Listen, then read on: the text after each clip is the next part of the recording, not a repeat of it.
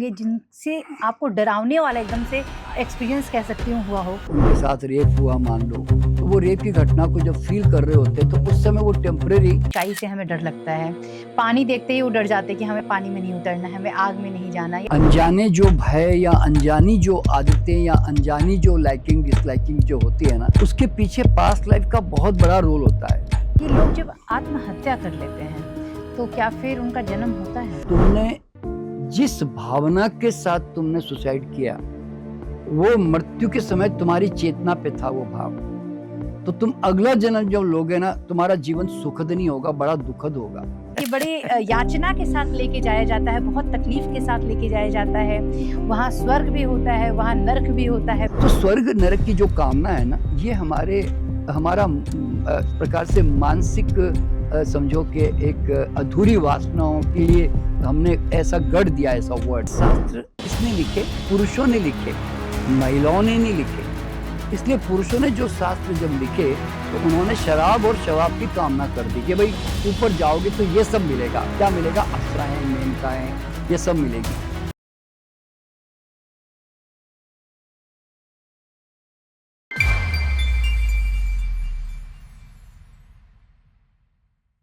नमस्कार, मैं हूं आपके साथ अश्मिता सिंह राजपूत। आप सभी का बहुत बहुत स्वागत है मेरे पॉडकास्ट द अश्मिता में। आज हम बात करने वाले हैं पूर्व जन्म के बारे में। अक्सर हमारे मन में ये सवाल रहता है कि हम जो भी कर्म कर रहे हैं या अगर हमारे सपने में कुछ ऐसी चीज़ नज़र आती है जिससे हम डर जाते हैं, फिर उसका कनेक्शन जो है हम अपने पास्ट लाइफ से जोड़ने लग जाते हैं। इन पूरे सवालों पर जवाब देने के लिए आज हमारे साथ स्टूडियो में मौजूद है एन.के. शर्मा जी, जो कि एक्सपर्ट है रेकी के और साथ ही में पास्ट लाइफ रिग्रेशन के, जिन्होंने ना जाने कितनी सारी विषयों पर बात की है। यूट्यूब पे हर जगह पे जो है इनके वीडियोस लाखों में देखे जाते हैं और लोग जो है उनसे कनेक्ट भी कर पाते हैं। सर, आपका बहुत बहुत स्वागत है हमारे स्टूडियो में। सबको नमस्कार मेरा। सबसे पहले सर, हमारा जो सवाल है, पास्ट लाइफ की जब बात होती है, पूर्व जन्म की बात होती है, तो क्या सच में ऐसा कुछ होता है या फिर ये भ्रम होता है? देखिए, शुरुआत में तो हम भी कोई ऐसे विश्वास तो करते नहीं थे, ना कोई ऐसी जानकारी थी। लेकिन 30 साल पहले जब मैं एक क्षेत्र में आया और इस पे काम करने लगा, तो मुझे पहली बार अनुभव में आया कि हम कई जन्मों से यात्रा करते हुए इस जन्म में हम लोग आए हैं। तो अ, अब तो चूँकि खैर अब इन 30 सालों में करीब 47,000 लोगों को मैं अब तक लेके जा चुका हूँ पास्ट लाइफ, फ्यूचर लाइफ में। तो अब तो अनुभव बहुत प्रगाढ़ हो गए हैं एकदम, और अकाट्य, यानी कि उसके अब कोई डाउट जैसा शब्द रह भी नहीं गया है।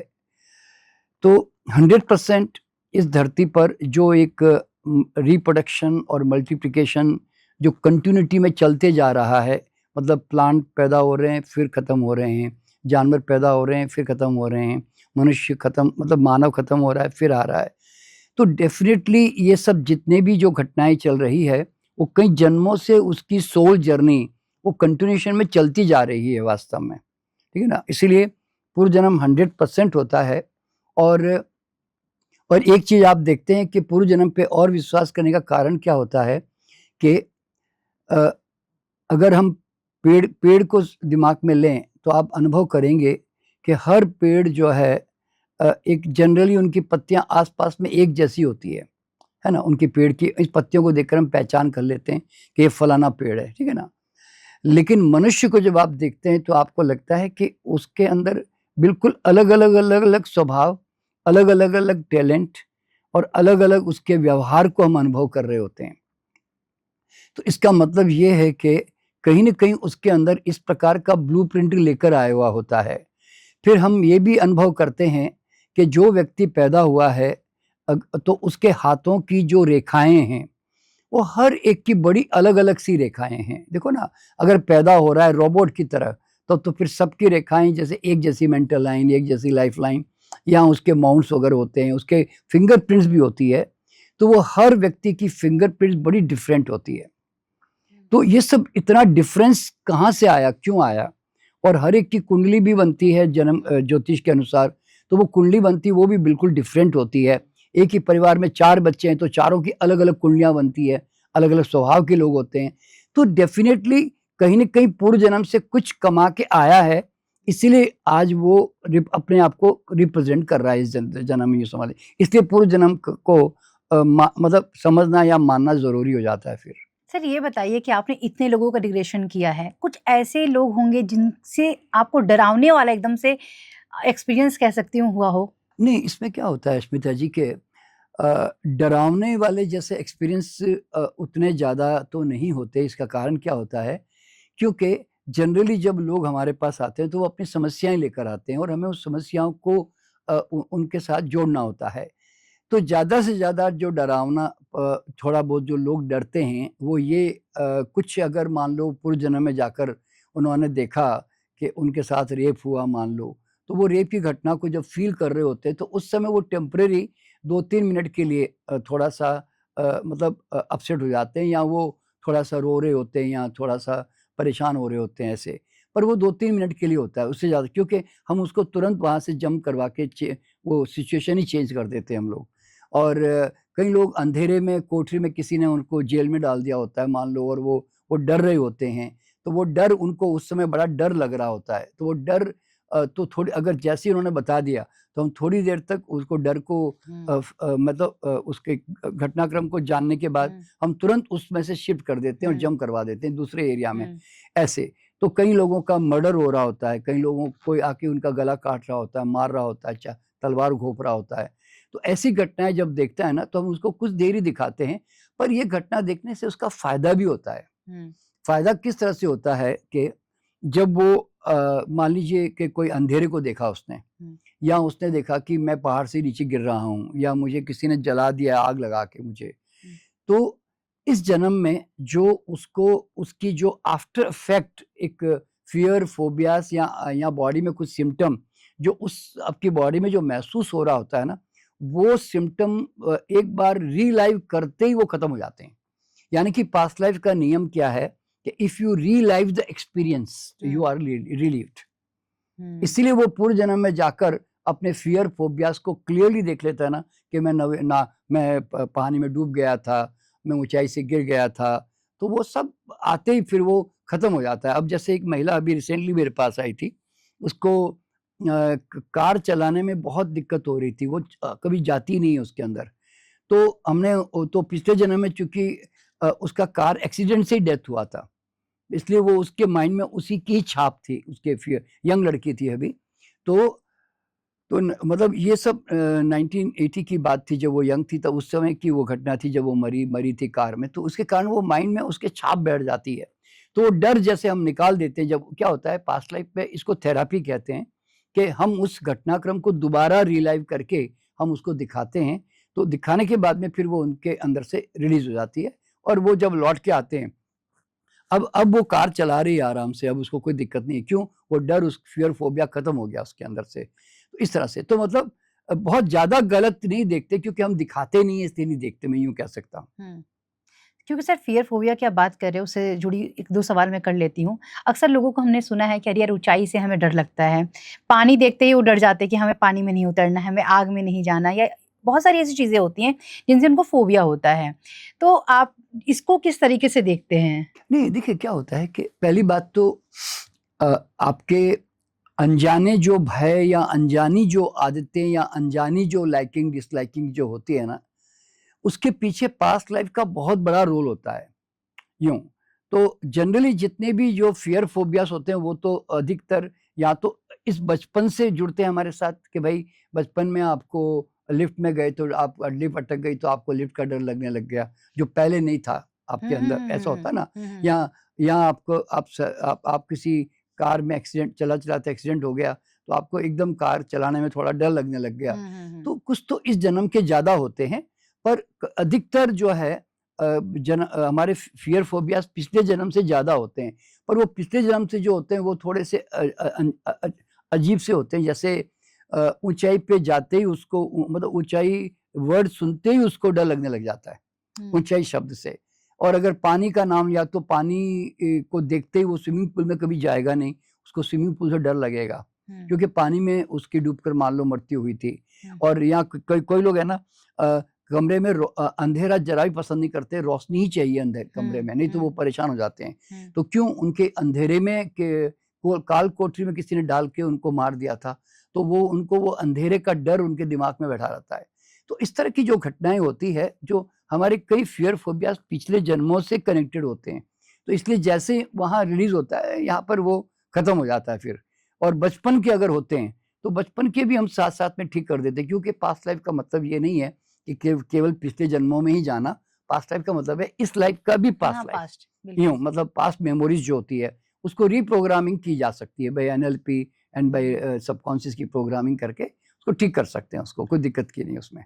सर एक और सवाल करूंगी, जैसे अमूमन होता क्या है कि लोग भयंकर भयंकर बीमारियों से जूझ रहे होते हैं, और कुछ बीमारियां तो ऐसी होती है जिनका कोई इलाज ही नहीं होता है, लाइलाज होती हैं चीज़ें, तो फिर लोग कनेक्ट करते हैं कि जरूर कुछ पूर्व जन्म पिछले में जन्म का हाँ कर्म कुछ होगा, कर्म हाँ होगा, या कुछ हमने कुछ गलत किया होगा, या उसकी सजा जो है हमें इस जन्म में मिल रही है। हाँ। देखिए इसमें अश्मिता जी क्या है कि इसमें 2-3 बातें लोगों को समझनी पड़ेगी। कि पहली बात तो क्या मालूम है कि हर बीमारी का पास्ट लाइफ से कनेक्शन नहीं है। ये जो आज बड़ी-बड़ी बीमारियाँ हम जो भुगत रहे होते हैं, चाहे वो डिजेनरेटिव बीमारियाँ हो या लाइफ़स्टाइल की डिसीज़ेज़ हो, कोई भी हो, या इवन इवन सर्दी-जुकाम, साइनस भी हो जो कई सालों से चल रहा है, कमर दर्द भी हो तो कई सालों से चल रहा है। तो प्रॉब्लम कहाँ है मालूम है? कि सामान्य आदमी को ये पता ही नहीं है कि हर बीमारी का एक डेफ़िनेट कॉज़ होता है, और वो कॉज़ ना हमें पता होता है, ना डॉक्टर को पता होता है। क्योंकि मेडिकल डॉक्टर तो कोई वो तो मेडिसिन का डॉक्टर है, तो मेडिसिन गाइड करेगा। वो डायग्नोसिस का डॉक्टर है तो डायग्नोसिस करेगा। लेकिन वो हेल्थ और न्यूट्रिशन का डॉक्टर नहीं है। तो वो आपके लाइफ़स्टाइल से रिलेटेड जितनी जो प्रॉब्लम्स होती है ना, वो उनको वो उतना गहराई से नहीं समझता, और आपको गाइड भी नहीं कर पाता, और आपको एग्ज़ैक्टली पता भी नहीं है कि मेरी बीमारी का एग्ज़ैक्ट कारण क्या है। तो जिस दिन आप कारण को अगर सही ढंग से पकड़ लेते हैं, समझ लेते हैं ना, तो बीमारी तो एक शैडो की तरह होती है, परछाई की तरह होती है। आपके कारण के निकलते ही बीमारी हमेशा के लिए गायब हो जाती है, यूँ समझ लें, ठीक है?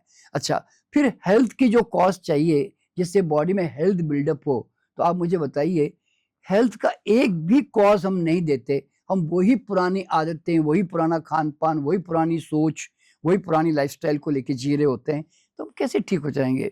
तो अब होता क्या है कि फिर लोग जो है ना शक करने लगते हैं। जब कई सालों तक वो ठीक नहीं होती, तो कोई काला जादू तो नहीं कर दिया? कोई मेरे ग्रह तो खराब तो नहीं है कहीं? कोई कृपा तो नहीं अटक गई कहीं मेरी? मतलब या या नहीं तो मेरे पूर्व जन्म में मैंने ऐसा कोई कर्म किया हाँ। होगा। तो ये सब डाउट आना स्वाभाविक भी है, लेकिन सच्चाई वो नहीं है। इसीलिए क्योंकि हर बीमारी चाहे कितनी भी कार्मिक भी हो ना, तो भी उसमें रिवर्सल प्रोसेस होता ही है, क्योंकि शरीर बीमार पड़ने के लिए डिज़ाइन्ड ही नहीं है, बल्कि स्वस्थ रहने के लिए संघर्ष कर रहा होता है। हुँ। ये बात हर एक को समझनी चाहिए, ठीक है ना? तो इसीलिए तो पहली बात तो ये। अब दूसरी बात क्या होती है कि डेफ़िनेटली कई बीमारियाँ ऐसी है कि जिसमें लाइफ़स्टाइल भी ठीक करके चल रहे हैं लोग, हुँ, खान-पान भी ठीक कर रहे हैं, उसके बावजूद भी बीमारी जारी है। हुँ, तो अब देखिए मैं हमारे पास तो ख़ैर बहुत सारे केसेस आए हैं, और हमने उसको ठीक भी किया है। जैसे एक जयपुर की एक महिला, उसको कमर का दर्द कई सालों से था कि वो आज बेड के ऊपर सीधी लेट भी नहीं पाती है वो मतलब उसको ऐसे कर्व बैठना पड़ता है एल एल शेप में। तो हमारे पास पास्ट लाइफ में जब वो गई तो पता चला कि पिछले जन्म में वो घोड़े से गिर गई थी, राजकुमारी थी वो, हुँ, और उसके बाद गिरते उसके कमर में चोट लगी ज़बरदस्त और मर गई उसी समय। हुँ, तो उसके चोट जो थी ना वो उसके कमर के एरिया में समझो वहाँ पर स्टक थी उसके उसके ब्लॉकेज के रूप में। तो जब मैं उनको वहाँ पे रिलीज़ किया मैंने, और मैंने उसी समय उनको गाइड किया कि वो सीधी सो सकती है अब। तो वो वाक़ई में सीधी सो भी गई, और वो जब वो लौट कर के आई, तो वो हैरान हो गई कि वो तो कई सालों से कभी सीधी लेटी ही नहीं, और अब आज वो सीधी लेट गई है, तो उसके बाद फिर वो कभी उनको टेढ़ा ऐसा बैठना नहीं पड़ा, और वो अब वो बिल्कुल सीधी है।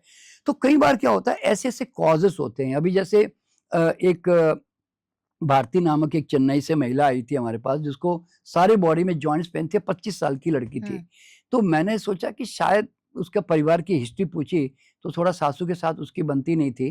तो मैंने सोचा सासू का स्ट्रेस होगा, तो स्ट्रेस के कारण बीमार पड़ गई होगी, हुँ, मैंने हुँ, हुँ, ऐसे सोचा। लेकिन ख़ैर वो पास्ट लाइफ में चली गई तो पता चला कि वो पिछले जन्म में पहाड़ से गिर गई थी, और उसकी पूरे जॉइंट्स पे उसको चोट लगी थी। तो वो चोट उसके सटल लेवल पे उस एरिया में रह गई थी। तो इस जन्म में वो चोट का असर उनको फील आ रहा था कि सारे जॉइंट्स में दर्द है, और डॉक्टर उसको एक्सरे करता है तो कहता है तेरे जॉइंट नॉर्मल है। तो इस कंडीशन में फिर वो इसलिए मेरे पास आई थी, तो वो जब मैंने वहाँ ठीक कर दिया, जब वो लौट कर के आई, उसके जॉइंट्स पेन पूरी तरह ज़ीरो एकदम खत्म हो गए। और मैंने फिर महीने 2 महीने के बाद पूछा भी उससे कि अभी वापस तो लौट के तो नहीं आया? तो उसने बोला नहीं, उस दिन के बाद से ही गायब हो गया। तो ऐसे बहुत सारे केसेस हैं। एक हमारे एयरपोर्ट अथॉरिटी इंडिया में एक चीफ इंजीनियर है, इलेक्ट्रिकल इंजीनियर, उनको डायबिटीज़ कई सालों से थी, और उन्होंने रेकी भी सीखी और खुद रेकी लोगों को सिखाते भी हैं। उसके बावजूद उनकी शुगर डाउन नहीं हुई, 500 के आसपास रहती है। तो उन्होंने मुझे कहा कि गुरुजी मैं मतलब क्या प्रॉब्लम है, क्यों मैं ठीक नहीं हो रहा हूँ? मैं इतना खान-पान में सब कुछ ठीक कर रहा हूँ। तो उन्होंने कहा कि एक बार मुझे पास्ट लाइफ में जाना है, तो वो गए पास्ट लाइफ में, तो पता चला कि पिछले जन्म में वो अंग्रेज़ों के ज़माने में, मतलब 18th सेंचुरी की बात थी। उस समय वो उनको किसी ने गोली मार दी थी उनके पेट में, और वो पेट में गोली मारते ही उसी समय डेथ हो गई थी। तो उसका असर उनके उस पैंक्रियाटिक सोलार प्लेक्सस पे जो कह सकते हैं, वो उनके पेट पे रहा। और लेकिन मज़ेदार बात ये अब ये कि वो डायबिटीज़ जो कई सालों से ठीक नहीं हो रही थी, वो घटनाक्रम को ठीक करते ही जब मैं उसको लेकर वापस आया, तो उसके बाद कुछ दिनों के बाद मुझे उनका समाचार मिला कि उनकी शुगर तब से बिल्कुल नॉर्मल हो गई है, अब वो शुगर नहीं बढ़ रही है। तो फिर मुझे मतलब ऐसे बहुत सारे अनुभव, जैसे किसी लड़के को सर दर्द बहुत होता था, तो पिछले जन्म में किसी किसान ने उसकी कुल्हाड़ी से उसको सर पे वो मार दिया था, तो उसके कारण वो सर उसका फट गया था, वो मर गया था उस समय। तो इस जन्म में उसको सर दर्द था बहुत सारा। तो मतलब ये सब चीज़ें पर ये मैं ऐसा मानता हूँ कि 10% हमारे कुछ बीमारियों की जड़ें पिछले जन्म से होती है, बाकी मैक्सिमम तो आजकल लाइफ़स्टाइल डिज़ीज़ेज़ ज़्यादा है। क्यों मालूम है? क्योंकि आज से 50 साल पहले, अब तो मैं 76 में हूँ, तो मैं तो 50 साल के उसके एरिया को भी जानता हूँ। उस 50-60 साल पहले कैंसर, मैं कभी-कभार परिवार में मतलब मुश्किल से कहीं सुनता था कि किसी को कैंसर है, मुश्किल से। डायबिटीज़, अगर मेरे घर में 50 मेंबर है तो एक आधे मेंबर को डायबिटीज़ सुनता था कि भाई इसको शुगर हो गई है। और अब तो 50 में से 40 को लगता है शुगर हो गई, अब तो ये हालत है।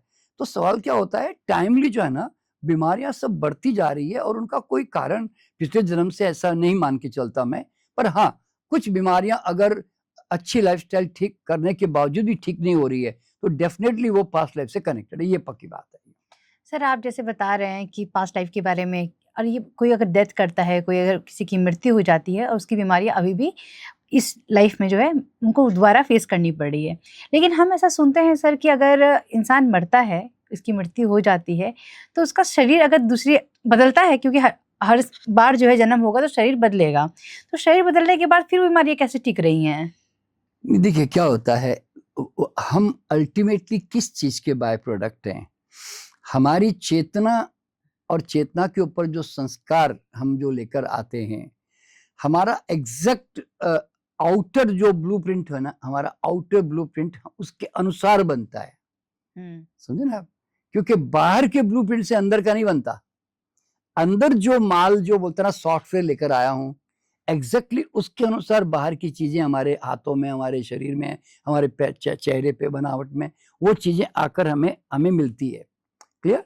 तो इसीलिए बीमारियां सटल लेवल पर ट्रांसफर होती है हमारे इस शरीर में, और जब हम अगर वो साइंस हम जानते हैं निकालने का, तो वो निकल जाती है, यूँ समझ लें। तो इसीलिए शरीर बदलने से कोई फर्क नहीं पड़ता। आपको जानकर के हैरानी होगी, मेरे पास में जिन जिन लोगों ने पिछले जन्म में इस प्रकार की बातें की है ना, कि किसी ने उनको चाकू मारा था कंधे पे, किसी ने कहा कि उनके पेट में गोली लगी थी, किसी ने कहा मैं कमर से गिर गया था, कुछ भी, तो इस जन्म में उस एरिया में उसका बर्थ मार्क है, ये सबसे बड़ी बात है। जब वो पैदा होता है तो उसका बर्थ मार्क होता है। और मैं स्पेशली जो लोग इस वीडियो को देख रहे हैं, मैं उनको रेकमेंड करूंगा कि आप जरूर से जरूर आप गूगल में जाके सर्च करेंगे वर्जीनिया यूनिवर्सिटी में डॉक्टर अभी टकर करके, पहले तो इयान स्टीवनसन थे वहाँ पे, जिन्होंने पूर्व जन्म पे रिसर्च की है काफ़ी, और 3000 डॉक्यूमेंटेड केसेस रखे हुए हैं। तो उन्होंने भी बहुत ज़्यादा बर्थ मार्क पे काम किया है, और उनके जो असिस्टेंट टीम है बहुत सारी, वो भी बर्थ मार्क पे काम कर रही है। तो मेरा ये मानना है कि, और उनकी बर्थ मार्क पे किताबें भी बहुत सारी उन्होंने साइंटिफिकली मतलब डेटा रिप्रेजेंट किया है, मतलब बड़े-बड़े लैंसेट में, नेचर में, सब मैगज़ीन में भी। तो उनको ज़रूर स्टडी करना चाहिए कि एक्चुअल में बर्थ मार्क का हमारे पास्ट लाइफ से बहुत बड़ा कनेक्शन होता है। सर ये बताइए कि पूर्व जन्म में जैसे किसी की डेथ हो जाती है, तो आत्मा को शरीर तुरंत मिल जाता है या फिर कोई अलग दुनिया होती है जिसे पार करना पड़ता है, उसके बाद शरीर मिलती है? हाँ, नहीं देखिए क्या होता है कि एक्चुअल में कई सोल जो है वो जैसे ही मर जाती है तो तुरंत वापस 1-2 साल में या कुछ दिनों में, महीनों में वापस लौट के आ भी जाती है। कुछ सोल ऐसी होती है। वो मैं इस आधार पे मैं कहता हूँ कि अभी रिसेंटली अभी कल की ही बात है, मेरे पास में एक रांची से एक महिला आई थी जिसका एमबीबीएस लड़का डॉक्टर था। वो 30 साल की उम्र में वो हम पाने से मोटरसाइकिल उछल गई और मर गया वो। तो वो बहुत परेशान थी बेचारी, और ये 2024 6 अप्रैल में उनकी डेथ हुई थी। तो अभी 2026 चल रहा है। तो 2026 में जब मैंने उनको पूछा कि क्या आपका लड़का आगे के जन्मों में कहीं आपके परिवार में कहीं वापस आ रहा है क्या? तो उन्होंने बताया कि हाँ, बिल्कुल आ रहा है। वो मेरी भतीजी है कनाडा में, उसके यहाँ पर लड़की के रूप में वापस आ रहा है, और उसका नाम ये होगा। क्योंकि मैं ना 2000, जैसे अभी 2026 चल रहा है, मैं 2030 में लेके गया, यानी कि समझो 4 साल हो गए। तो उसने बताया कि वो लड़की 4 साल के आस-पास हो चुकी है इस वक़्त, और वो मेरे भतीजे के यहाँ पे आ चुकी है। और उसका नाम भी बताया कि उसका नाम जो है वो हंसा के रूप में कुछ नाम था उसका, तो वो इस तरह से उसका नाम होगा। तो होता क्या है कि इमीडिएट 6 महीने, साल, 2 साल में आ जाती है। और भी मेरे ऐसे अनुभव है कि जैसे एक अहमदाबाद में एक महिला के जो 12 से साल का लड़का था, वो उसकी डेथ हो गई। तो डेथ होते ही अगेन फिर दोबारा वो गर्भवती हुई, तो उसमें वापस वही संतान फिर आ गई वापस दोबारा, ऐसे। तो इस तरह के अनुभव हमें देखने में आते हैं। अभी मेरे यहाँ पे एक नौकर है अनिल कासार, उसकी बेटी है सोनी करके, तो उसका एक 4-5 साल का लड़का था, तो इन्फेक्शन में हॉस्पिटल लेके गए, तो वहाँ पे पता नहीं इंजेक्शन दिया डॉक्टर ने, उसके बाद उसकी डेथ हो गई। डेथ हो गई तो उसके बाद वो दोबारा 1 साल भर के, 1.5 साल के बाद जब प्रेग्नेंट हुई, तो मैंने उसको खुद कहा कि संभावना है कि तेरी संतान वापस तेरे साथ वापस आ सकती है। तो जब मैं उसको लेके गया और उसको मैंने मतलब 6 महीने की गर्भ हो गई थी, तो उसने अपने गर्भ में देखा कि वही चेतना, उसका वही लड़का उसके गर्भ में पल रहा है इस वक़्त, और वो लड़के के रूप में ही आ रहा है वापस। तो होता क्या है कि ये मैं इसलिए बताना चाहता हूँ कि जो माँ-बाप इस बात को लेकर परेशान हो जाते हैं कि मेरा बच्चा चला गया या कोई चला गया तो अब क्या होगा? कोई बात नहीं, उसका वो बोलते हैं ना, उसने अपनी पैकिंग चेंज कर दी, लेकिन वो दूसरी पैकिंग में वापस आपके पास आ गया। तो ये जो एक माँ-बाप को दुःख होता है ना कि अब क्या होगा, क्या होगा? तो ऐसी डरने की ज़रूरत नहीं। देखिए, मेरे खुद के परिवार में मैं बताना चाहूँगा कि मेरे 2 ग्रैंडसन हैं, एक 12 साल का है, एक 5-6 साल का है। मेरा जो बड़ा ग्रैंडसन है, उसके अंदर मेरे फ़ादर की चेतना आ गई है, आत्मा आ गई है, जो मेरे फ़ादर है। और मेरे जो दूसरा ग्रैंडसन है, उसके अंदर डॉक्टर सविता मेरी वाइफ़ है, उसकी माँ उसके अंदर आई हुई है। तो मतलब परिवार में कोई जो ही हमारे कोई परिवार के मेंबर है, तो कहाँ गए सब? सब आप इधर-उधर आपके साथ जुड़ जाते हैं अगर प्यार है तो, प्यार नहीं तो नहीं आते, सीधी-सी प्रेम बात है। संबंधों से जुड़ी चीज़ें अगर हैं? होती हैं तो, प्रेम संबंधों से हाँ, अगर प्रेम संबंध देखिए, यूनिवर्स जो है ना वो रिलेशनशिप रिकॉग्निशन नहीं करता। हुँ, वो प्रेम या घृणा, ये 2 चीज़ रिकॉग्निशन करता है। हुँ, अगर प्रेम अच्छा है तो फिर आएँगे, घृणा है तो भी साथ में आएँगे, क्यों? उसको रिवेंज लेना है, यूँ हुँ। समझ लें। तो ये 2 चीज़ें कुदरत पहचानती है। तो इस तरह से, तो इसीलिए अगर कोई तो जनरली कुछ लोग तो जल्दी-जल्दी आ भी जाते हैं, और कुछ लोग काफ़ी लंबे समय के बाद इसलिए वेट करते हैं क्योंकि उनको जो जैसे बोलता है ना, कार्मिक संस्कार जो पे करने हैं, वो उस जब तक उसका जन्म नहीं होता, या वो बोलता है ना, वो पूरा वो तैयारी नहीं होती उस प्रकार की सिचुएशन की, तब तक वो वेट कर रहे होते हैं, और जैसे ही वो सिचुएशन आ जाती है फिर वो जन्म ले लेते हैं। तो कई लोग क्या होता है, क्योंकि जन्म लेने का पर्पज है ना उनका, कुछ संस्कार बने हुए हैं, उसके साथ किसी को चुकाना है कुछ अच्छा बुरा, तो उसके लिए फिर वो वेट करते हैं। मैंने ऐसा देखा है उसमें अंदर। और वरना नहीं तो मतलब, इसलिए इसमें कोई डेफिनेट नहीं है कि जल्दी आएगी सोल के देर से आएगी, पर हाँ कुछ बड़ी बड़ी जो आत्माएं होती है वो थोड़ा समय लगा सकती है। अभी जैसे अ, ओशो के बारे में कहा जाता है कि उन्होंने 700 साल के बाद जन्म लिया, जैसे ओशो के बारे में कहा जाता है ना। तो इस तरह से तो कई इवन मेरे भी घर में मेरी बेटी है, जो पिछले जन्म में विश्वनाथ के नाम से वो एक साधु थी किसी जंगल में।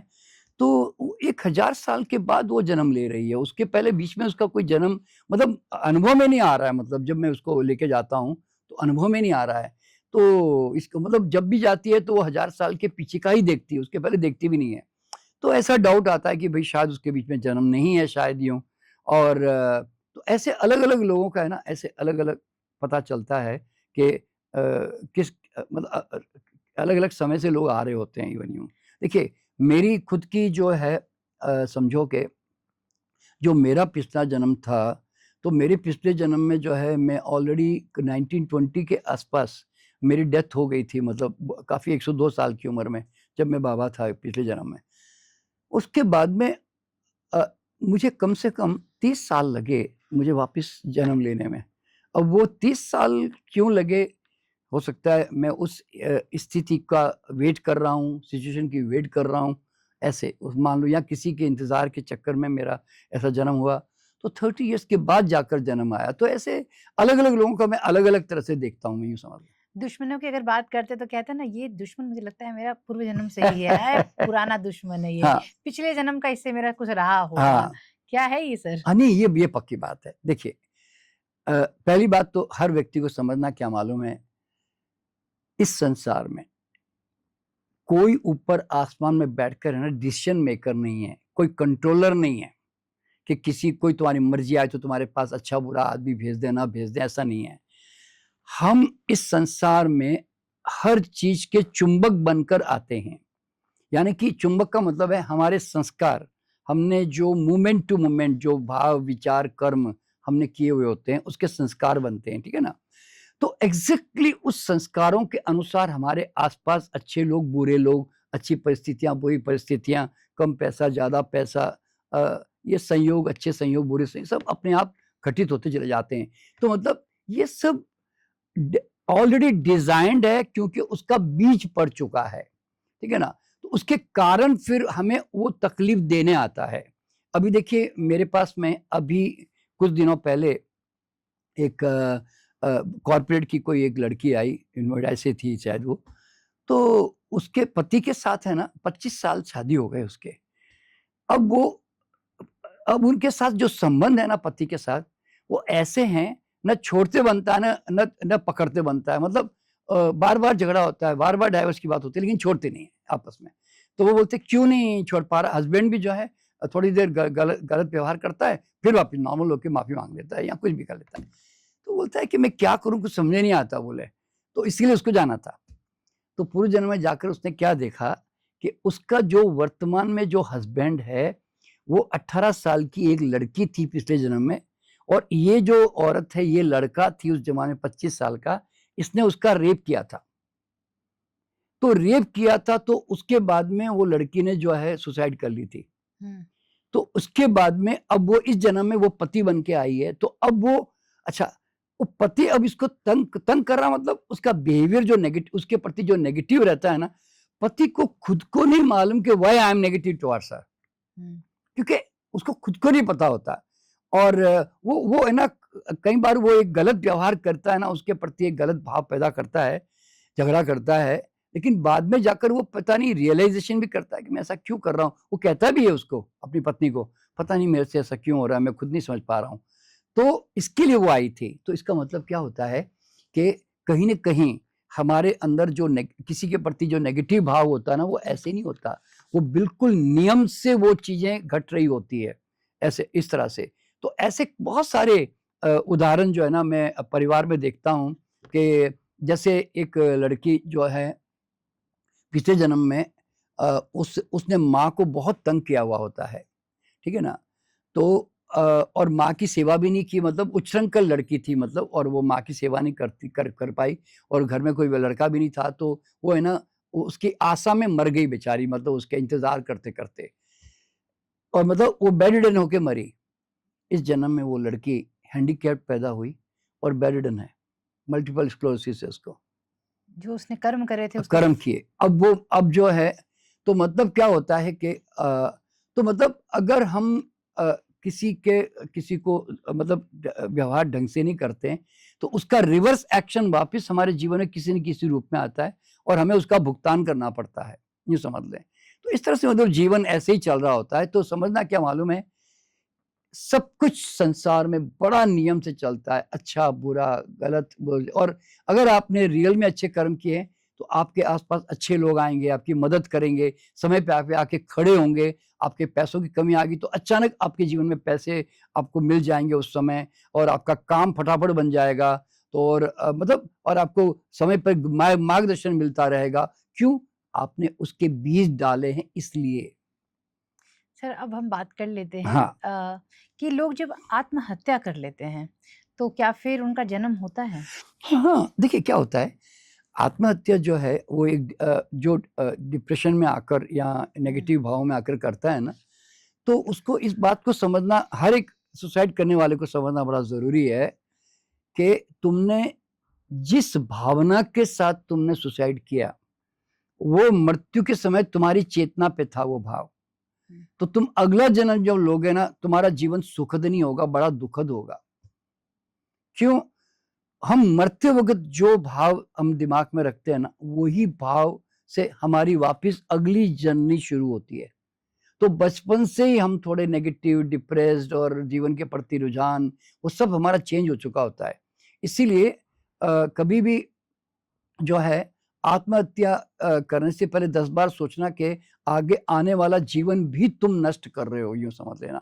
पर हाँ, सुसाइड होते ही उसके भी, जैसे अभी मैंने बताया थोड़ी देर पहले कि अहमदाबाद में एक लड़का कुछ 12वीं कोई एक किसी मंजिल से, मतलब 8वीं 10वीं मंजिल से नीचे गिर गया था और मर गया।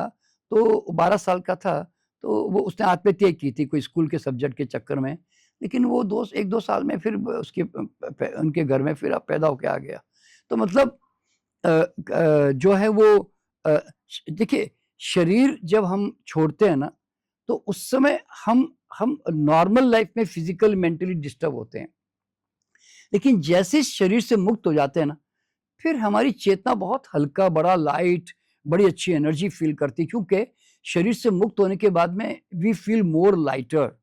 हाँ, अगर वासना है, अटैचमेंट है, पैसों के प्रति, सेक्स के प्रति, घर के प्रति, परिवार के प्रति, तो फिर थोड़ी वो चेतना तड़पती है, परेशान होती है, नहीं तो नहीं होती यूँ। सर एक और सवाल करूँगी, हालाँकि लोग कहते हैं कि जब इंसान मर जाता है तो उसकी आत्मा जो है उसको लेने के लिए यमराज जी आते हैं, हुँ। ठीक है? तो यमराज जी वाक़ई आते हैं? कहते हैं कि बड़ी याचना के साथ लेके जाया जाता है, बहुत तकलीफ़ के साथ लेके जाया जाता है। वहाँ स्वर्ग भी होता है, वहाँ नर्क भी होता है, बैतरणी नदी होती है। ये पूरी जो चीज़ें हैं इस पे आज हम थोड़ा बात करना चाहेंगे सर। हाँ, इसमें क्या है अस्मिता जी के देखिए, ये चीज़ें पहले के ज़माने का प्रॉब्लम क्या था कि उस समय बहुत ज़्यादा हायर एजुकेशन तो था नहीं। एजुकेशन तो आप जानते हैं कि बिल्कुल एक लिमिटेशन में रहा था, गुरुकुल होते थे। तो सामान्य जो भोला आदमी होता था ना, उसको समझाने के लिए स्टोरी बनाना बहुत ज़रूरी था। तरह-तरह के भगवान की स्टोरियाँ आप जो आज जो सुनते हो, पुराणों में कथाएँ सुनते हो, वो सब उस ज़माने की नीड थी। लेकिन समय के साथ-साथ जो है, आज हम इस साइंस को समझ सकते हैं कि पहली बात, एक्चुअल में यमराज या यमदूत मरने के समय कोई भी नहीं आता, और आता है तो बेचारे सिर्फ हिंदू के लिए आता है, बाकी किसी और जात के लिए नहीं आता। मतलब मुसलमानों के लिए नहीं आता, क्रिश्चियन के लिए नहीं आता, पारसी के लिए नहीं आता, है ना? तो और सरदारों के लिए भी नहीं आता जनरली, क्योंकि गुरु नानक जी ने उनके भ्रम तोड़ दिए सारे। तो ये भ्रम है कि यमराज लेने के लिए आता है। देखिए, मैंने आज इतने हजारों हजारों जो अनुभव किए हैं, उसके अंदर मैं पूछता भी हूँ इसके बारे में कि क्या आपकी जब डेथ हो रही थी तो क्या आपको लगा कि somebody has come और somebody has met you upstairs? कोई मिला क्या तुमको? कोई नहीं मिलता, कोई आपका इंतजार नहीं कर रहा होता, ना कोई चेतना आपको लेने के लिए आती है। आप अपने कर्म अनुसार आप लोअर गति या हायर गति आप प्राप्त करते हो। बड़ा सीधा हिसाब है। अगर आपकी चेतना वासनात्मक रही है, संसारी चीजों में उलझी रही है, तो आपकी चेतना लोअर डायमेंशंस में रहेगी, मतलब ज्यादा ऊपर नहीं जाएगी। और अगर आपने पुण्य कर्म किए हैं, खूब अच्छा काम किया है, तो आपकी चेतना अपने आप हायर लेवल में चली जाएगी। मतलब हायर लेवल में डिसाइड कौन करता है कि हायर लेवल में जाए?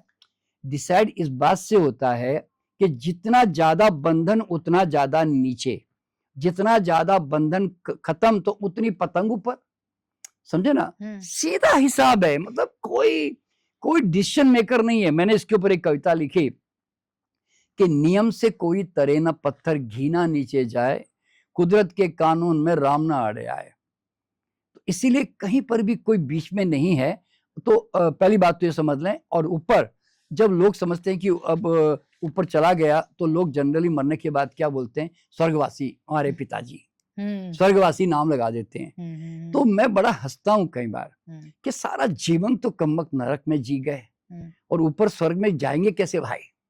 अच्छा, तो पहली बात तो क्या है, हर आदमी को समझना चाहिए कि ऊपर स्वर्ग नरक जैसी कोई जगह नहीं है, कोई जियोग्राफिकल जगह नहीं है जहां जाके बड़ी मौज मस्ती करोगे, आपको बड़ा मजा आएगा वहां जाके।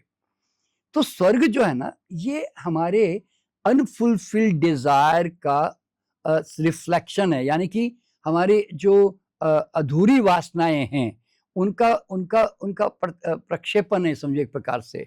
तो स्वर्ग कोई कहीं ऐसी जगह नहीं है।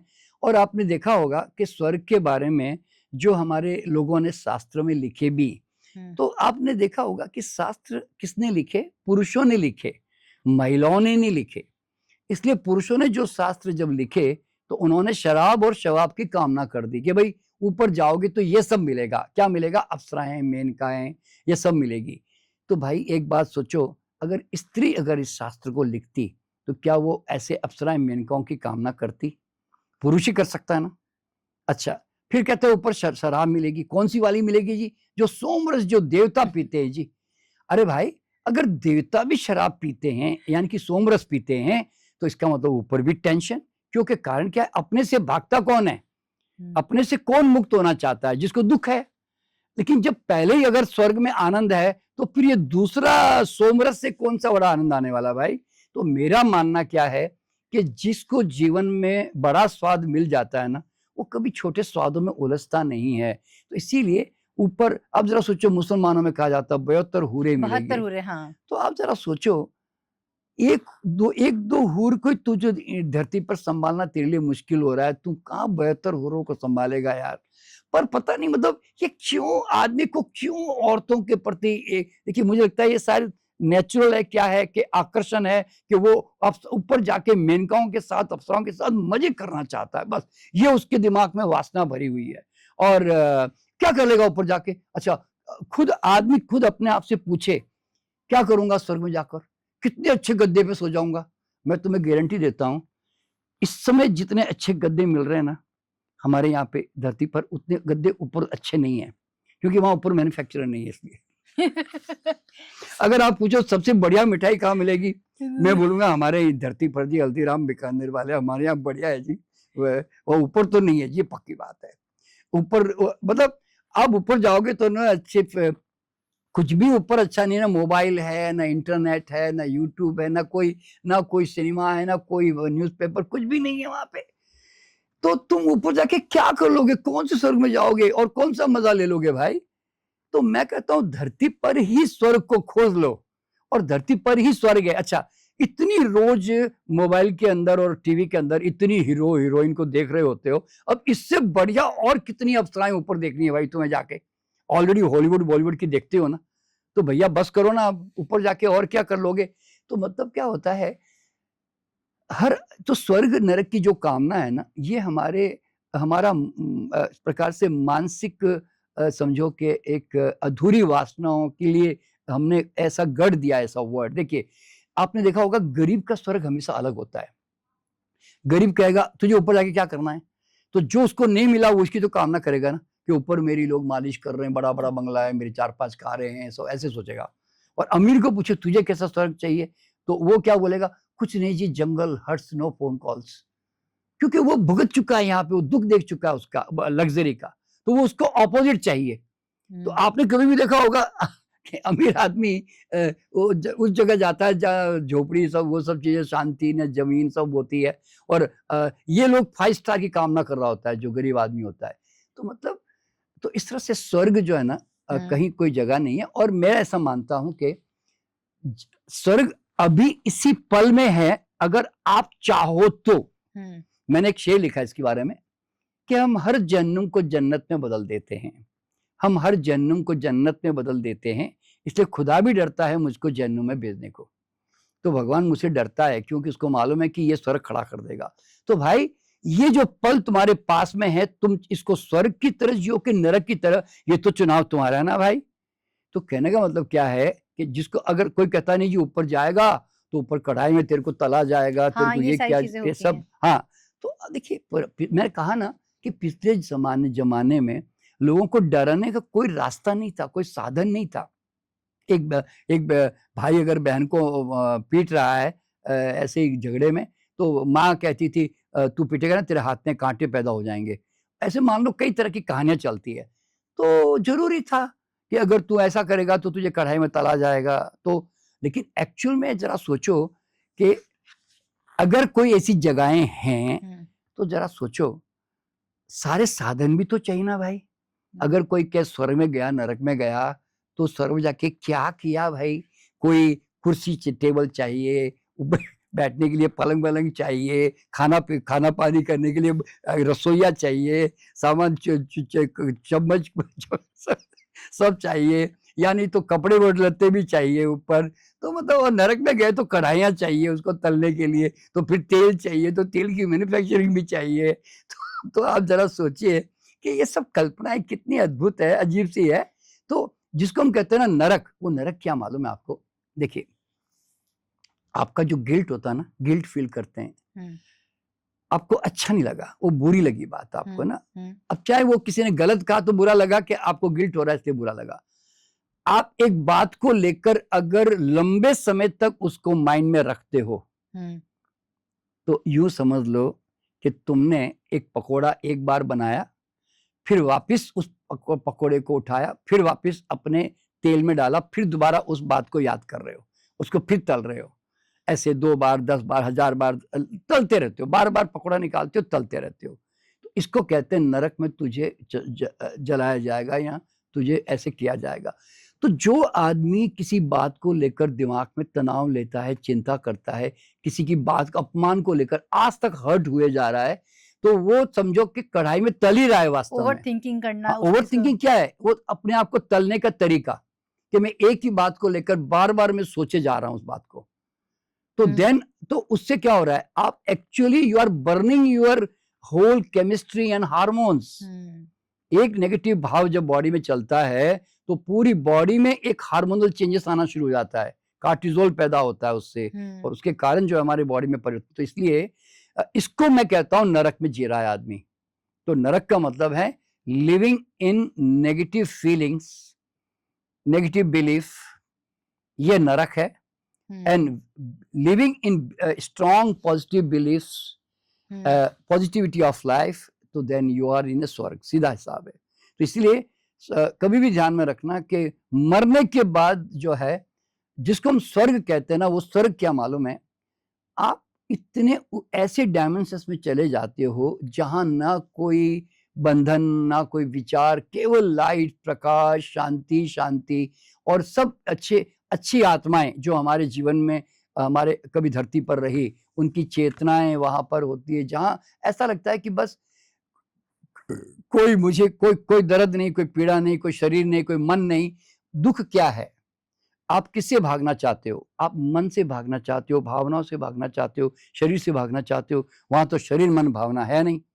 तो वहां पर तो सिर्फ प्योर सोल है, तो बस सिवाय शांति आनंद प्रेम के कुछ वहां है ही नहीं। इसलिए वहां पर हम कह सकते हैं कि भाई वो स्वर्ग में है, हम यूं कह सकते हैं यूं। और अल्टीमेटली ईश्वर की कामना यही तो है ना। तो मैं लोगों को कहता हूं, मरने के बाद स्वर्गवासी लगाने से कोई फायदा नहीं, क्योंकि स्वर्ग में कोई जाता नहीं। जीते जी स्वर्गवासी लगा दो अपने नाम के आगे। क्यों?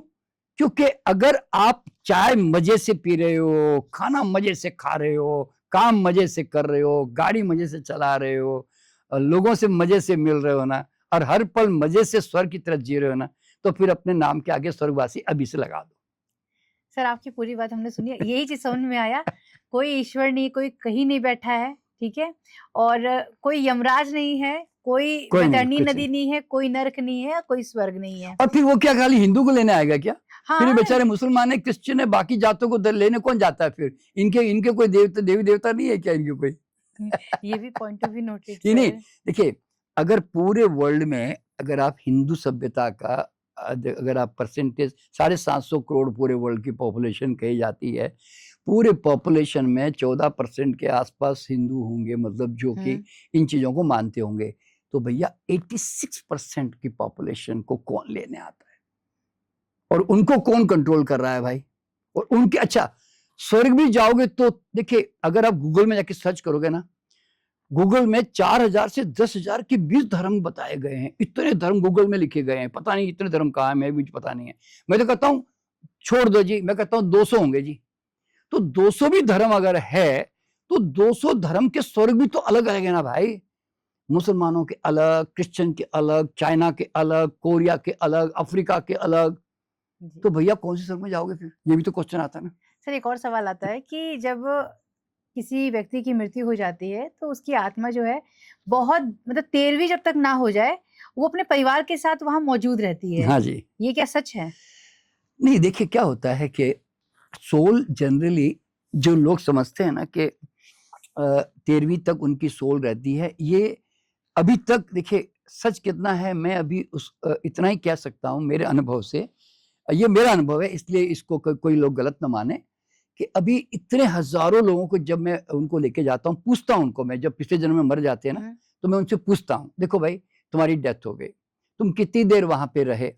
तो कुछ सोल बताती है कि 1-2 दिन रहे, 4 दिन रहे, या 10-15 दिन रहे। लेकिन जनरली सोल जैसी मर जाती है ना, तो जनरली वो थोड़ी देर तक, अगर एक्सीडेंटल है तब तो वो थोड़ी देर रहती है वहां पे, क्योंकि वो उसको आश्चर्यचकित होती है वो कि मेरे साथ क्या हो गया, ठीक है ना। तो कुछ देर वो सोल अपने आप को ऑब्जर्व करती है, फिर वो धीरे धीरे देखती है कि लाश को जला दिया गया, वो कर दिया गया, तो फिर वो सोल वहां से रिलीज होकर निकल जाती है। लेकिन ये जो लोग समझते हैं ना कि हमारे घर में कहीं रहती है, हमारे आसपास ही रहती है, ये कुछ लोगों के रहती, किस सेंस में बता रहा हूँ कि जैसे कईयों के वाइफ मर जाती है, तो उनके चूंकि बच्चों के प्रति और हस्बैंड के प्रति जो उनका जो आकर्षण होता है, तो वो सोल उनके आसपास आके मंडराती रहती है, और वो मतलब जरूरत पड़ने पर जब वो याद करते हैं तो वो सोल वहां पे मौजूद हो जाती है उस समय, और वो टेम्परेचर के रूप में हमें फील होती है हमारे आसपास, यानी कि गर्मी ठंडी ऐसे होता है ना, ऐसे महसूस होती है। तो कुछ सोल जिनका आकर्षण परिवार के प्रति या आसक्ति होती है ना, वो थोड़ी कई बार रह सकती है। लेकिन मैक्सिमम जितनी भी सोल के बारे में मैंने देखा है, जस्ट जैसे ही बॉडी खत्म हुई, सीधा छूट के लाइट में प्रकाश चली गई, फिर पीछे तुम क्या करते हो उसका 1% भी लाभ उनको बिल्कुल नहीं मिलता। लोग कहते हैं ना पिंडदान करना, नहीं, ये हाँ, सारी चीजें। देखिए ये अलग अलग धर्म में अलग अलग तरह की व्याख्याएं हैं, और जैसे हम हिंदू धर्म में कहते हैं कि भाई उनको कई तरह के श्राद्ध पूजा पाठ करते हैं, ब्राह्मणों को खाना खिलाते हैं। देखिए, लेकिन देखिए मेरा ऐसा मानना है कि श्राद्ध कर्म या पूजा पाठ जो आप करते हो, उसमें कुछ तो पंडितों ने इस तरह की तकनीक बना दी है कि जिससे उनको दान मिले, गौदान मिले, उनको फलाना चीज मिले। कुछ तो देखिए बीच के कुछ लोगों ने, ये कई सालों से कथाएं चल रही है, तो वो एक प्रथा चल पड़ी है कि इसमें बीच में ब्राह्मण या पंडित को लाया जाए, है ना, ऐसे, ताकि वो उनको कुछ बेनिफिट मिल सके। और दूसरी बात क्या होती है कि हमारे मरने के बाद में अगर आप श्राद्ध कर्म करते हैं, तो देखिए पिंडदान तो कर्म कांड जो होता है ना, उसका कर्म कांड कैसा करते हैं इससे कोई लेन देन नहीं है। क्यों? मुसलमान अलग करते हैं, क्रिश्चियन अलग करते हैं। कर्म कांड का मतलब है I am creating certain feelings and vibration, intention पैदा कर रहा हूँ जिसके कारण, है ना। मैं जब ऐसे फूल चढ़ाता हूँ तो मैं भाव ये कर रहा हूँ कि मैं आपको श्रद्धावश रेस्पेक्ट कर रहा हूँ, तो ये भाव कर रहा हूँ ना। अब मैंने फूल चढ़ाए कि मैंने एक मौली चढ़ाई, बात दोनों एक ही है, भाव है, भाव, क्योंकि भाव। अल्टीमेटली सारा कर्म कांड क्यों होता है, भाव पैदा करने के लिए होता है। तो जब आप मरने के बाद जो भी क्रियाक्रम करते हो ना, it is you who get the benefit, not the soul. जो लोग इस तरह से करते हैं ना कि हम इसलिए करते हैं जी आत्मा को शांति मिले, ऐसे बोलते हुए ना, हाँ। और सदगति मिले, तो ये तो बड़ा सस्ता सौदा हो जाएगा ना भाई, कि तुम जीवन भर तो गलत कर्म करो, पाप कर्म करो, जो भी करो, या तुम वासनाओं के साथ जियो और तुम मर गए तो तुमको सदगति मिल जाए। तब तो फिर तुम्हारा बेटा जो है पीछे कर लेगा, तुम्हारा सारा हिसाब किताब चूकता कर देगा। तो ये समझना जरूरी क्या मालूम है, कोई तुम्हारी गति को ऊपर नीचे नहीं कर सकता। ये धरती पर भारत के अंदर बोलते ना कुछ ले दे के शॉर्टकट में कुछ निपटारे हो जाते होंगे, लेकिन कुदरत के कानून में नहीं होता। मैंने कविता लिखी कि नियम से कोई तरे ना पत्थर घीना नीचे जाए, कुदरत के कानून में राम ना अड़े आए। सर अब कुछ सवाल ऐसे करेंगे जो कि मैं चाहती हूँ हमारे दर्शक जाने, क्योंकि इसके बारे में लोगों को बहुत ज़्यादा जरूरत है, उत्साहित रहते हैं जानने के लिए भी।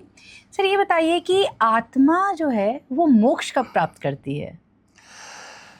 देखिए स्मिता जी कि ये जो मोक्ष का जो शब्द है ना, ये बड़ा विकृत और भ्रमित हो गया है। गंगा नहाओ तो मोक्ष मिलेगा, कुंभ में जाओगे तो मोक्ष मिलेगा, फलाना करोगे तो मोक्ष मिलेगा। मोक्ष क्या करोगे मोक्ष में जाके, सवाल ये पैदा होता है, क्योंकि मोक्ष कोई जियोग्राफिकल जगह नहीं है कि जहां अंत में सब वहां कोई चला जाएगा। वहां पे मोक्ष स्थिति है। जैसे ये अब हम जिस कमरे में बैठे हैं ना, एक कमरा अगर सामान से भरा हुआ है इस वक्त, ठीक है, तो अब सामान अगर मैं सारा निकाल दूं और खाली कर दूं, तो अब ये खाली जो कमरा है ना, उसको मोक्ष कहते हैं। इसका मतलब क्या, nothing is left to bind. अब मुझे बांधने को कुछ भी नहीं बचा, और न किसी को मतलब कोई चीज का आकर्षण भी नहीं रहा, क्योंकि एवरीथिंग इज, सब कुछ जीरो हो गया मेरे पास, मैंने सारे बंधन काट दिए। लेकिन एक्चुअल में अगर आप ध्यान से देखोगे, कौन आदमी अपने बंधन को काट रहा है? क्या तुम अपने अहंकार को काटने को अभी भी तैयार हो इस वक्त? क्या तुम अपेक्षाएं छोड़ने को तैयार हो? क्या तुम आसक्ति छोड़ने को तैयार हो? क्या तुम्हारी स्केल जो लेके बैठे दुनिया को मापे जा रहे हो वो तैयार हो? तुम अपनी तुलनाएं बंद करने को तैयार हो? क्या तो मतलब तुम्हारे जितने भी जो नेगेटिव वासनाएं, फीलिंग्स है, अटैचमेंट है, सब, तो मतलब सवाल पैदा क्या होता है, किसने कहा मोक्ष नहीं मिलता, या मोक्ष अभी इसी पल है, इसी वक्त में है, पर तुम अभी तैयार नहीं हो बिल्कुल भी, ना तुम्हें एक्चुअल में इंटरेस्ट है, मैं यूं कहता हूं। वरना अगर जिसको मोक्ष चाहिए ना, वो तो हर पल कमरा पूरा खाली कर देगा अपने आप में, फिर तो वो मोक्ष में ही है। महावीर मोक्ष में है, बुद्ध मोक्ष में। क्यों? क्योंकि कुछ भी नहीं बचाया। महावीर ने तो इवन लंगोटी तक भी नहीं बचाई, जरा सोचो। इसको कहते हैं मोक्ष। कुछ बांधने को रहा ही नहीं, कोई बंधन नहीं रहा, तो उसको कहते हैं। तो इसलिए मोक्ष जो है ना, वो स्थिति है, वो स्पेस है, समझे ना। अब उसमें सामान भर दोगे तो मोक्ष खत्म हो जाएगा, सामान निकाल दोगे मोक्ष आ जाएगा। सिंपल सा साइंस है। मनुष्य का आखिरी पड़ाव जो होता है, लोग कहते हैं कि प्रभु के चरणों में जाके बस उनकी आत्मा वहीं आके वहीं सिमट जाए, ना कोई जन्म हो ना कोई मरण हो। इसे आप किस रूप में देखते हैं? मैं बड़ा इसके खिलाफ हूं। क्यों बता रहा हूं मैं आपको। अगर आप संसार को देखोगे ना कि परमात्मा की जो कृति है ना धरती की, उसमें परमात्मा संसार को चलाने में इंटरेस्टेड है, बंद करने में इंटरेस्टेड नहीं है। इसलिए आपने देखा होगा कि रिप्रोडक्शन और मल्टीप्लिकेशन, एक एप्पल का बीज पड़े 1000 एप्पल फिर पैदा, फिर एप्पल पड़ी फिर एप्पल पैदा, है ना। तो ऐसे कंटिन्यूएशन में चलता रहता है, और सदियों, कितने सदियों से चली आ रही ना, है ना। अच्छा, अब कोई कहता कि मुझे मोक्ष प्राप्त करना है, मान लो, यानी कि मुझे एवरेस्ट पे जाना है, वो कहता है, तो जिनको देखिए इंटरेस्ट है और जिनको ऐसा मतलब क्या बोलते हैं, उस हद तक जाना है एक्सट्रीम पे, हम्म, तो वो उनका देखिए वो पर्सनल चीज़ है ना कि एवरेस्ट पे हर आदमी तो नहीं सोचता जाने का, तो उनको जाना भी चाहिए क्योंकि वो उनका इंटरेस्ट है। लेकिन एवरेस्ट पे जाकर अगर तुम बैठ गए, तुम्हें क्या लगता है एवरेस्ट पे जाके बैठना अच्छी बात है क्या? आना तो धरती पर ही है ना। अब जरा सोचो, भगवान बुद्ध और महावीर को भी जब संबोधि हो गई, आत्मज्ञान मिल गया, तो 30-40 साल तक बुद्ध जो है गली गली, गांव गांव, शहर शहर मतलब यात्रा करते रहे ना। महावीर खुद गांव गांव घूम घूम कर यात्रा करते रहे ना। तो क्यों? क्योंकि अगर मुझे आंखें मिल गई, मुझे जागृति आ गई, तो मैं क्या करूंगा एवरेस्ट पे बैठ के? इसीलिए जीवन चलते रहना चाहिए। तो इसलिए मैं मोक्ष में जाना नहीं चाहता। मैंने एक कविता लिखी, एक दो कविता बताता हूं। सब संतों की सदा रही मुक्ति मोक्ष की कामना, सब संतों की सदा रही मुक्ति मोक्ष की कामना, मुझको तो हे प्रभु तो इस धरती से मत टालना। जान गया आनंद की चाबी, हर जन्म में आऊंगा, मुक्ति पाकर क्या करूंगा, सबका दुख सुलझाऊंगा। तो मेरा ये मानना है कि भगवान मुझे मतलब बार बार पैदा करते रहना, क्योंकि मैं ये जान गया कि जीवन दुख नहीं है, अज्ञानता दुख है, बेहोशी दुख है। जाग गए तो आनंद ही आनंद है, मैं ऐसा मानता हूं। ठीक है। और दूसरा मैंने शेर लिखा कि संत लाख कहे कि जीवन असार है, संत लाख कहे कि जीवन असार है, परंतु जीवन जी लेने में ही सार है। खुदा इतना भी पागल नहीं है यारों कि रास्ता है खुद हर पल और फिर के बेकार है। जो परमात्मा, देखो ना जरा सोचो, जो परमात्मा शरीर देता है, जीभ देता है, जीभ के स्वाद के लिए आम, केला, चीकू, पपीता देता है, आंखों के लिए फूल देता है, इंद्रधनुष देता है, और हमें हवा देता है, धूप पानी देता है, तो क्यों कर रहा है भाई ये? तो बंद कर देना सब कुछ सारा। तो मेरे सामने क्वेश्चन क्या पैदा होता है, why you want to leave this world, why you don't want to come back again? तो मेरा मानना यह है कि हर बार जीवन जो है आपको आनंद में मिलेगा, पर तुम आज अगर आनंद के बीज डालोगे तो कल सिवाय आनंद की फसल के तुम्हें और कुछ भी नहीं मिलने वाला, मैं यूं मानता हूं। सर एक उदाहरण मैं दूंगी। अभी हाल में क्या कुछ खबरें ऐसी चल रही थी जिसमें कुछ वृद्ध महिलाएं थी, 2 या 3 मुझे लोग याद आ रहे हैं, वो मर गए थे। मरने के बाद दोबारा वो आए हैं, मतलब मुझे लगता है 1 या 2 घंटे बाद दोबारा उनकी सांस आई है, और वहाँ न्यूज़ चैनल वाले पहुंचे हैं और उनसे पूछ रहे हैं कि आप मरी थी तो आपने क्या क्या देखा था, हाँ, क्या क्या चीज़ें आपने शायद नियर देखा। डेथ एक्सपीरियंस हाँ कहते हाँ हैं। हाँ, हाँ, तो क्या देखा था? तो उन्होंने बोला यमराज जी आए थे, पूरा बड़ा बड़ा मुंह करके। हम लोग उनका शक्ल देख के डर गए और डर के मारे जो है चीख निकल जाती है, मुंह खुल जाता है या आंखें खुली रह जाती हैं। और वहां जाने के बाद यमदूत जो है खींच के ले ही जा रहे थे। तब तक हुआ ऐसा, मतलब एकदम उसी टोन में, जिस टोन में मैं हाँ, बताती वो हूँ वही बताते टोन हैं, था। मैं मेले में बताती हाँ, हैं। तो ये सारी चीजें, तो क्या वो झूठ बोल रही थी? देखिए, मैं एक बात बताना चाहता हूँ, नियर डेथ एक्सपीरियंस पे कम से कम हज़ारों इसके ऊपर एक अलग से इसकी ना एक यूट्यूब पे आपको ग्रुप मिलेगी, और इसके ऊपर बहुत सारी किताबें भी हैं, और मैंने इसके ऊपर बहुत काम भी किया है। देखिए, भारत का जब कोई नियर डेथ एक्सपीरियंस करता है ना, तो चूंकि वो वापस अगर आया है तो टेम्पररी उसका कॉन्शियसनेस जो है ना, वो थोड़ी देर के लिए जैसे सपने में गायब हो जाता है ना शरीर से मुक्त होकर, तो वो टेम्पररी उससे जाता है। लेकिन ultimately what he will express his belief only. आप समझे ना? तो अब यहाँ पे समझने की बात क्या है, मैंने जब मुस्लिम्स के नियर डेथ एक्सपीरियंस सुने तो उनके अंदर कोई भी उनको लेने के लिए नहीं आया, समझे ना? मैंने क्रिश्चियन के लोगों के, और अधिकतर तो अगर आप जाओगे ना तो भारत के तो मुश्किल से 1-2% ही मिलेंगे पूरे यूट्यूब पे, लेकिन 99% सब वेस्टर्न कंट्रीज के नियर डेथ एक्सपीरियंस मिलेंगे। उसके अंदर जब वो मर जाते हैं तो उन्होंने इतना ही बताया, they went into some tunnel, some light, और ऐसे। और ज़्यादा से ज़्यादा जो थोड़े भगत किस्म के लोग होते हैं, जिनकी मान्यताएं देवी देवताओं की ज़्यादा होती है, तो उनको फिर वो कहेंगे डिवाइन एंजल्स लेने के लिए आए थे जी, मुझे डिवाइन एंजल्स, डिवाइन गाइड्स वो आए थे जी, वो लेके गए। लेकिन सवाल पैदा क्या होता है कि आपका जो बिलीफ सिस्टम होता है ना, वही बिलीफ सिस्टम आप जो है रिप्रेजेंट कर रहे होते हो। अब मेरे पास में भी लोग आते हैं, जब मैं पूर्व जन्म में लेके जाता हूँ ना, तो कई लोग कहते हैं मुझे भगवान शंकर के दर्शन हो गए, मुझे गणपति के दर्शन हो गए, हनुमान जी दर्शन हो गए।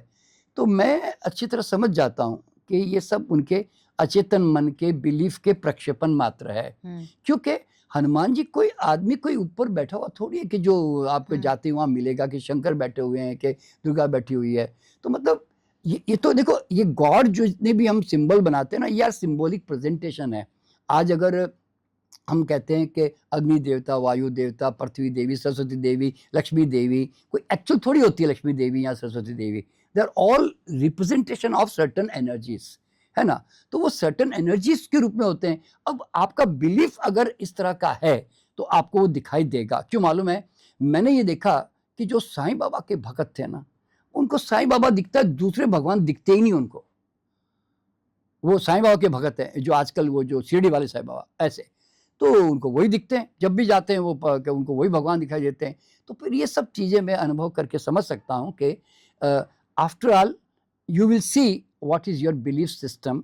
पर ये इसको मैं सच नहीं मानता। फिर मैं जनरली मैं इसको ऐसे मानता हूँ कि इसको मेंटल प्लेजर, मैं इसको एक प्रकार से स्पिरिचुअल एंटरटेनमेंट कहता हूँ मैं इसको। तो गीता में लिखा हुआ है सर, गरुड़ पुराण में लिखा हुआ है, तो वो सब क्या है? नहीं, देखिए, कभी भी ध्यान में रखिएगा कि शास्त्र जब कोई व्यक्ति एवरेस्ट पे बैठ के लिखता है ना, 10वीं मंजिल से बैठ के लिखता है ना, तो वो शास्त्र आता है 3री 4थी क्लास के पंडित पुरोहित मौलवी के हाथों में।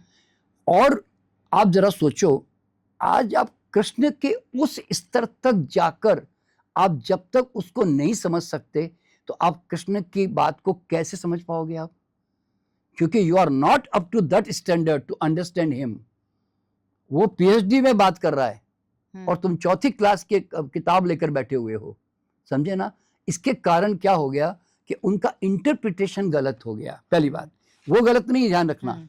अच्छा, दूसरी बात क्या है कि आज जो आपने देखा होगा कृष्ण के बारे में ओशो ने जितना उनकी चर्चा की, महावीर की चर्चा की, नानक की चर्चा की, तो ओशो उस स्तर में गए हैं तो ही कैन टॉक। हमारी औकात नहीं है कि हम गीता का व्याख्या कर सके, क्योंकि हम अभी 4ठी 5वीं क्लास के बच्चे हैं और हमें पीएचडी की किताब हाथ में पकड़ा दी गई है। इसीलिए गलत कुछ भी नहीं है, गलत हाथों में शास्त्र है, मैं यूं कहता हूं। सर, अब आखिरी क्वेश्चन मैं करूंगी आपसे इस विषय के बारे में। आप इतना ज़्यादा आपने थेरेपी की है, रिलेशन किया हुआ है, अभी तक आपने किसी नेता या किसी सेलिब्रिटी का किया हुआ है? देखिए, बहुत सारे सेलिब्रिटीज़ का किया हुआ है, लेकिन बेसिकली उनका सबसे पहला शर्त इसी बात पे था कि आप कभी हमारे बारे में कॉन्फिडेंशियल रखोगे, इसको बताओगे नहीं किसी को भी, रिवील नहीं करना है। हाँ, रिवील नहीं करना है, क्योंकि उनके पर्सनल बहुत सारे प्रॉब्लम क्वेश्चंस होते थे। तो इसलिए वो नहीं चाहता कि पब्लिकली वो नाम, क्योंकि मालूम है कि पॉडकास्ट और यूट्यूब में इस तरह के नाम लेने से बहुत उछाल हो जाता है और लोग फिर थंबनेल भी उस तरह के बन जाते हैं, इस तरह के होते हैं ना। अब देखिए, मैंने पूर्व जन्म के बारे में मैंने जो रिसर्चेस भी बताई है, अमिताभ बच्चन पिछले जन्म में क्या थे, जया भादुड़ी क्या थी, रेखा क्या थी, शाहरुख खान क्या थे, ना, सब। तो ये सब मैंने बताया हुआ है काफ़ी। तो वो सब बताया, तो फिर वो क्या होता है कि वो जो पूरा घंटा भर जो चर्चा हुई ना, वो नहीं उसमें डालते थंबनेल में। हाँ, तो जो मेन वो क्या करते हैं, अमिताभ बच्चन इस तरह से था करके वो ऐसे डाल देते। तो फिर वो बेचारा अननेसेसरी, मैंने तो ऐसा नहीं कहा, वो नाम खराब हो जाता है उनका। तो थोड़ा सा ये प्रॉब्लम होती है। इसीलिए देखिए, बहुत सारे नेता गए हैं, बहुत जनरली, क्योंकि तो सबको इंटरेस्ट होता है, बहुत सारे अभिनेता भी गए हुए हैं, और लेकिन वो थोड़ा सा बस कॉन्फिडेंशियल कारण मैं नहीं बता पाता हूँ, उतना ही है। अच्छा सर, अब ना हम थोड़ा रेकी के बारे में जानना चाहेंगे। हमने बहुत इस पूरे विषय पे बात की है पूर्व जन्म को लेकर। अब हम रेकी के बारे में जानना चाहेंगे, क्योंकि आप एक्सपर्ट भी हैं इसके। तो ये रेकी क्या चीज़ है, मैं लोगों तक पहुंचाना चाहती हूँ। हाँ, देखिए, जो भी व्यक्ति संसार में पैदा हुआ है ना, वो ईश्वर तुल्य है, सर्वशक्ति संपन्न है। ईश्वर ने बिल्कुल अपनी तरह उसको बना के भेजा है कि जहाँ वो कभी जीवन में 1% भी असहायपन महसूस न करें, कभी किसी को ना वो ईश्वर से मांगे, न किसी ज्योतिष बाबा या पंडितों के पीछे भागे, क्योंकि everything he has with in himself, ठीक है। तो जहां हमारे 5 इंद्रियां हैं ना हमारे अंदर, वैसे हमारे अतीन्द्रिय क्षमताएं भी है, जिसको हम parapsychological power, paranormal powers, psychic powers या साइकिक एबिलिटीज करके कहते हैं हम लोग, ठीक है ना। तो ये एबिलिटीज हर आदमी में है। आपके हाथों में सबसे बड़ी क्षमता क्या मालूम है? रेखी का मतलब है रे, यानी कि यूनिवर्सल की मीन्स एनर्जी। ये यूनिवर्सल हीलिंग एनर्जी आदमी के हाथों में जन्मजात नेचुरली गिफ्टेड है। आप किसी को भी मतलब इस ऊर्जा को सक्रिय करके आप किसी को भी जब स्पर्श करोगे, इसको स्पर्श चिकित्सा भी कहते हैं, तो आप जाके टच करोगे ऐसे, तो आपके हाथों से जबरदस्त एक एनर्जी का फ्लो निकलेगा, जो आपको प्रैक्टिकली जब आप किसी को तकलीफ देने होने पर दोगे तो यू विल फील कि कुछ मैग्नेट की तरह कोई ऊर्जा जोर से जा रही है और जाकर 2 मिनट, 5 मिनट, 10 मिनट जाकर फिर अपने आप बंद भी हो जाती है। तो इसका मतलब ये हुआ कि उसको आराम मिल गया, क्योंकि रेखी क्या है? वाइटल फोर्स, प्राण शक्ति, प्राण ऊर्जा है। और किसी भी बीमारी में हम बीमार क्यों होते हैं? कमजोर जीवनी शक्ति। और ठीक क्यों होते हैं? प्रबल जीवनी शक्ति। तो रेखी इमीडिएट 24/7 अवेलेबल ऐसी एनर्जी है जो कोई भी व्यक्ति सीख कर एक्टिवेट करके वो अपने आप को बड़ी बड़ी बीमारियों से बाहर निकाल सकता है, अपनी जीवनी शक्ति को प्रबल बनाकर बहुत सारी नेगेटिव ऊर्जाओं से, बीमारियों से, इन्फेक्शन से बच सकता है। और साथ ही साथ इसी ऊर्जा को जो है दूसरों के ऊपर परिवार में प्रयोग करके उनको भी स्वस्थ कर सकता है, रोग मुक्त कर सकता है। क्यों? एनर्जी कमी है इसलिए वो बीमार पड़ा हुआ है।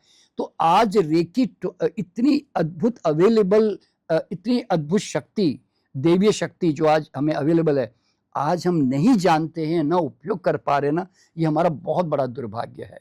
आपको जानकर के हैरानी होगी कि ये विद्या रेकी तो है तो जापानी शब्द, लेकिन ये जापान से ओरिजिनली नहीं आई, ध्यान रखना। ये हमारे भारतीय वेदों की परंपरा है।